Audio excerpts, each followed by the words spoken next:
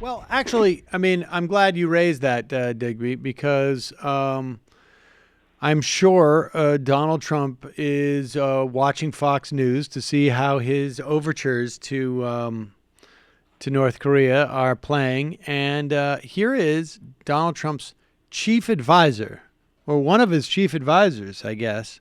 It's been reported.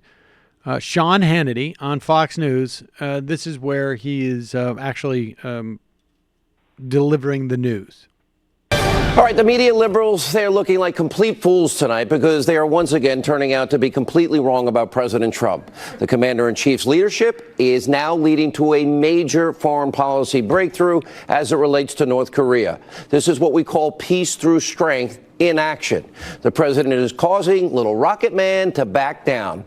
Now, it's something that President Barack Obama, other presidents all failed to do. Now, President Trump's tough words, his actions, are now starting to yield positive results, and hopefully this will end in the protection of America and, of course, the world and the region in particular. Now, Trump's extremely tough sanctions, they have now backed Kim Jong Un into a corner. He was forced to capitulate. Now, it's a long way to go. We've got to be cautious, trust but verify, but meeting with Kim Jong Un under the pretense that he will stop all nuclear missile testing, this is a good start. Did he say the pretense? Wow. You know, I mean, it's unbelievable. Somebody should go back and see what Sean Hannity had to say about previous. Oh, yeah, there's no doubt in my mind. Wait a second. I want to pull that back up. I want to see that last line because I think he accidentally basically just gave up the ghost here as to what Kim Jong Un is doing. I'm quite convinced he just said here he's going to meet with Donald Trump under the pretense that he's going to give up. Here we go. It's extremely tough sanctions. They have now backed Kim Jong Un into a corner. He was forced to capitulate. Now, it's a long way to go. We've got to be cautious, trust but verify, but meeting with Kim Jong Un under the pretense that he will stop all nuclear missile testing, this is a good start. Right. I think Sean Hannity has nailed it. Yeah, I think so. That's what you call what do they call it? A Kinsley gaffe? Yeah, exactly. Where someone accidentally tells the truth. Yes, indeed. Yeah. The subtext is the text in this instance. Yeah. I mean, there's a lot of people I think who seem to be concerned, and hopefully it's something positive coming, but that. There's nothing. It's highly unlikely that Kim Jong Un says, "Okay, we've met now. Now I'm going to stop.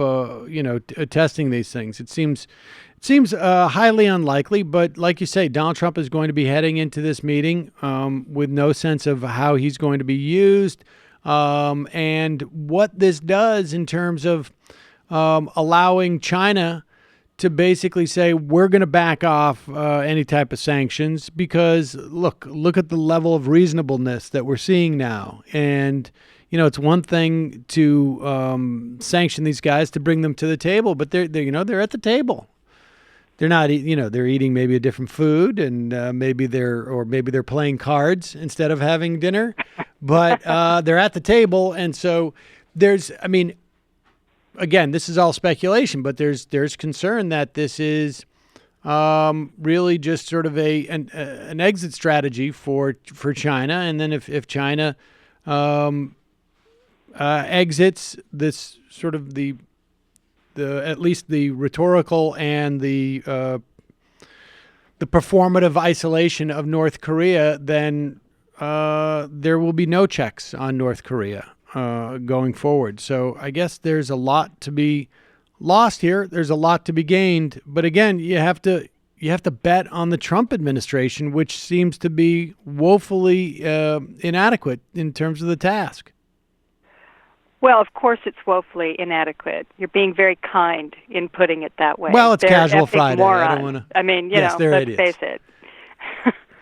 I mean, look, this is, like I said, and I keep saying it, something good could come of it because the situation is putting us in, you can flip a coin, you can just, pray. I mean, whatever it is that you hope for, might happen just out of pure coincidence. But the idea that Trump is going to meet with Kim Jong Un and they're going to have some meeting of the minds and Kim is going to, decide that it's really in his best interest to get rid of all of his nuclear weapons, and by the way, it allows the people in to inspect the entire country and make sure, because of course that would have to be part of it.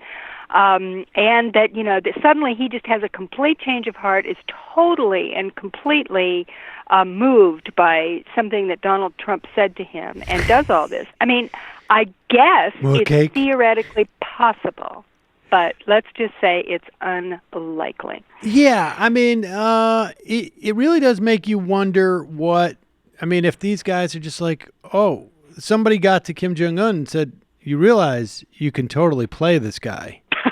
Of course. He Right? may have just seen it. I mean, he watches, TV. He can see how easily, or watches what Trump's behavior in China. And look at it this way, too. I mean, and you and I have talked about this before. One of the things that Kim has seen, and he's not the only one in the world, has seen that if you do give up your nuclear weapons, if you negotiate in good faith on that level, what happens is the United States invades your country. That's the lesson of the last few years from Iraq, Libya. I think that Kim has probably noticed that. And I think that it makes it, this isn't just Trump's fault. This is the United States' fault, right? I mean, we did this thing.